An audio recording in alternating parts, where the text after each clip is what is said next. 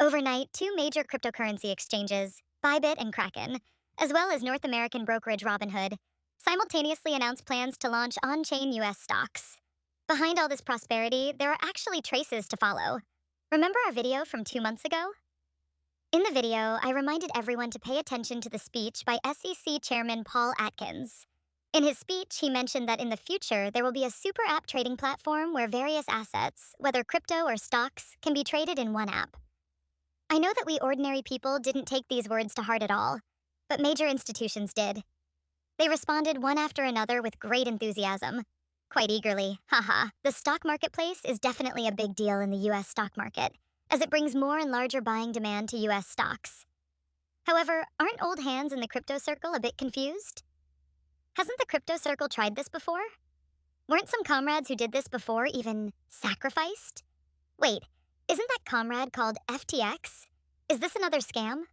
Confused now? Today, let's carefully sort out how on-chain US stocks are implemented, whether this thing can be bought at all, and what risks and opportunities there are.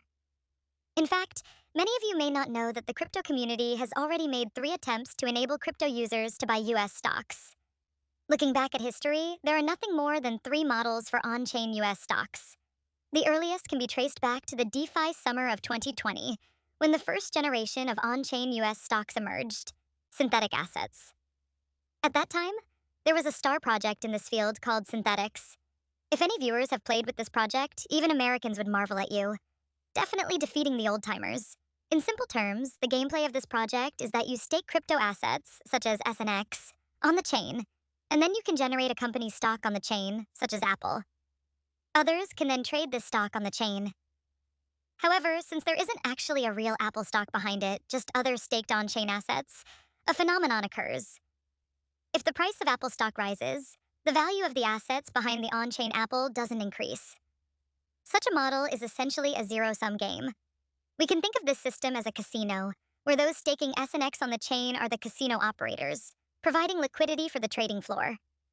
When buyers purchase the on-chain Apple stock, it's like placing a bet that Apple's stock will rise in the future. If the player guesses correctly, the bookmaker has to pay the player. If the player guesses wrong, the bookmaker makes money from the player.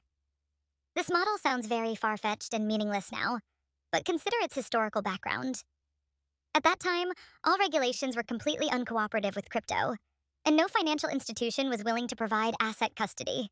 If you really wanted to buy US stocks, no one would offer you services. Therefore, under such difficult conditions, the crypto community was quite clever to speculatively create the first generation of on-chain US stocks. Essentially, this first generation was just a game of guessing whether prices would rise or fall. Now, after talking about the first generation, let's look at the second generation.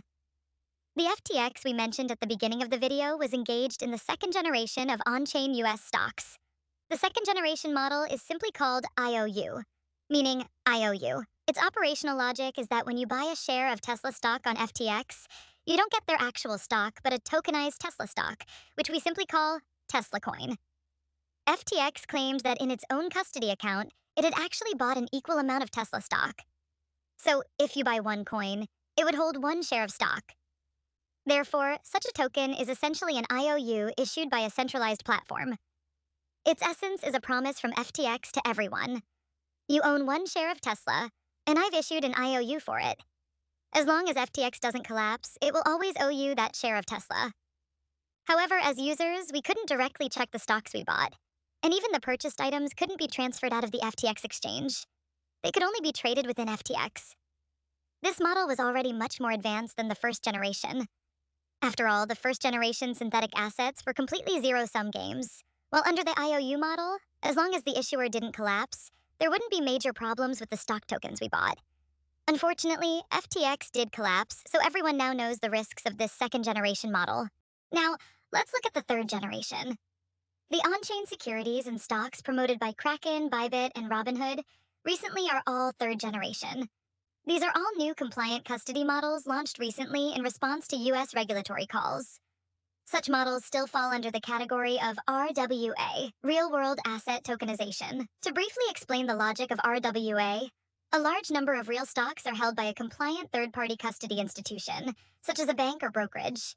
This portion of stocks is locked up and custodied 1.1, and an equal number of tokens are issued. For example, for Apple, the token might be called BAPPLE. Different projects may issue tokens with different names for the same stock. Some call it BAPPLE, others WAPPLE, etc. Regardless of the name, these tokens can be freely traded on the chain, allowing crypto users to buy stocks on the chain. Moreover, these assets can directly enter the DeFi ecosystem to participate in DeFi services such as lending, staking, and yield generation. Is this model easier to understand?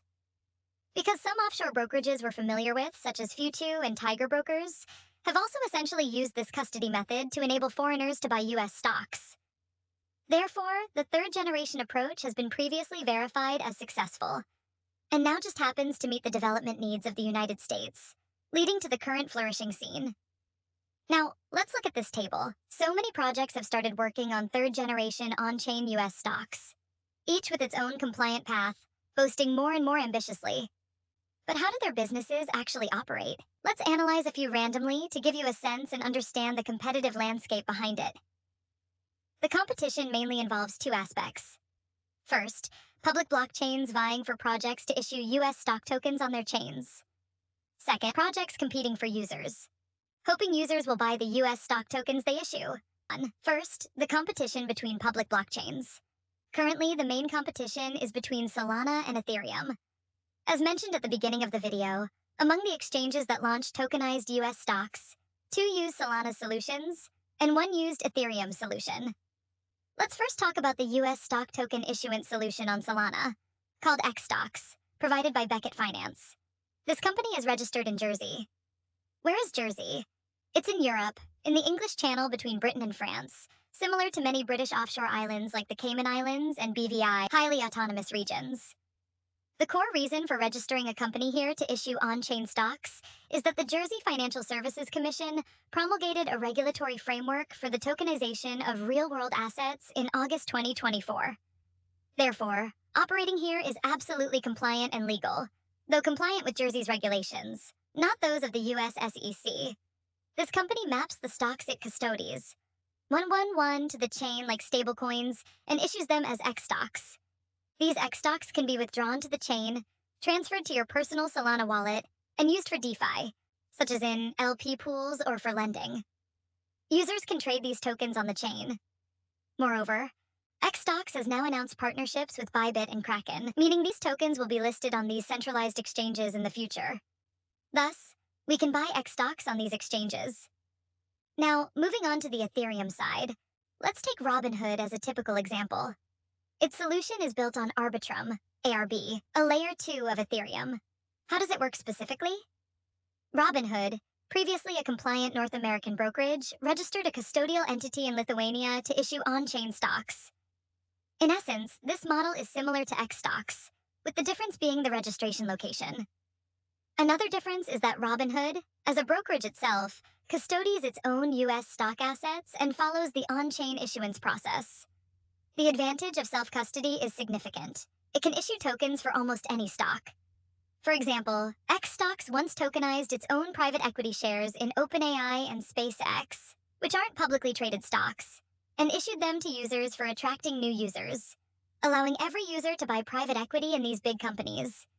Impressive, right? So when it comes to getting creative, their imagination is limitless. Well, the above is the layout of public blockchains, which seems neck and neck. Now, let's look at the market segmentation for users.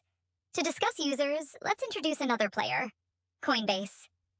Everyone must pay attention to Coinbase's moves in on-chain stocks. Although it, like the 2 mentioned earlier, uses a compliant custody method, the compliant solutions are completely different, mainly because they serve different user segments. We divide these users into 3 major markets, and let's discuss them one by one. First, Coinbase. Although Coinbase hasn't launched its own on-chain US stock product yet, the main reason isn't that it doesn't want to, but that it's waiting for approval from the SEC. After all, as a listed company, it can only serve domestic US users.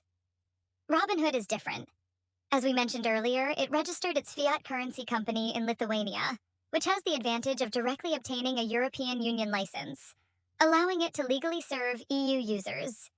This region is also the main source of international clients for traditional US brokerages, matching Robinhood's previous overseas business and user base. XStocks, on the other hand, directly doesn't serve US clients and also restricts users from the EU, Canada, UK, Australia, etc. Since its compliance procedures are purely offshore, its main users are in Asia, Africa, Latin America, and other developing countries, overlapping with the large offshore user base of the crypto industry. Binance Exchange, except for its US subsidiary, also serves this same user group. So it's clear at a glance which of these three user segments is larger, right? Well, with various on-chain US stock projects performing vigorously, what investment opportunities are there for us small users? In the short term, I think we should first observe the market reaction after on-chain US stocks enter the market. If everyone buys X stocks on major exchanges like Bybit and Binance, it might be positive for Solana. If Robinhood does well and users from the EU, UK, and Australia flock to it, it could benefit Arbitrum and Ethereum. It's hard to say what will happen in the future, but based on the current landscape, Robinhood has only about 1/3 of Bybit's user base. Moreover, Robinhood is very strong and claims that it will stop using Arbitrum in the future and build its own Layer 2 chain to issue stock tokens on it. Therefore, even if users do flock to it, we should question whether it will really benefit Arbitrum. Speaking of this, some friends may ask, does this mean Ethereum has no chance? No. After much research, we finally found an opportunity that benefits Ethereum. Among all the projects tokenizing stocks, the most powerful player is missing. A giant hasn't entered the game yet. This giant is DTCC. How powerful is it? Those familiar with traditional US stock trading should know that traditional US stocks are all custodied on DTCC servers. It is the custodian for all US stocks. If it enters the game, other custodial institutions won't stand a chance. Has it entered? Yes, it has. It has officially joined the Ethereum ERC-3643 Association and launched a digital asset platform called Composer X to prepare for issuing US stocks. ERC-3643 is a protocol on Ethereum specifically for issuing RWA assets. Tokens issued using this standard can only be transferred to whitelisted addresses that have passed KYC, Know Your Customer verification. This protocol also supports marking and grading all users, such as designating them as retail investors or institutions, etc. Therefore, this protocol is a regulatory-friendly one on Ethereum. The core reason this giant hasn't fully entered yet is probably waiting for the SEC to give the green light, awaiting the precise implementation of the SEC's major regulatory framework. When will this framework be implemented? Stay tuned for my next video, where I'll analyze this regulation for everyone. So, overall, the on-chain stock market is lively, but it's still in a state where the outcome is uncertain, and anyone could emerge as a dark horse. However, we can be certain of two things. First, numerous small and medium-sized offshore brokerages in offshore centers may be severely impacted. For example, there are hundreds of brokerages in Hong Kong and Singapore. If US stock tokenization becomes popular and people worldwide can buy US stocks directly on the chain, any of these Hong Kong and Singaporean brokerage institutions may go bankrupt. Second, leading crypto exchanges may welcome another wave of new retail investors who want to trade US stocks due to the new US stock trading business. Therefore, various exchanges will definitely make a big fuss in this sector and launch extensive advertising campaigns. Under these overwhelming advertisements, maybe this round of altcoin season will officially begin, and it could be called the US stock altcoin season.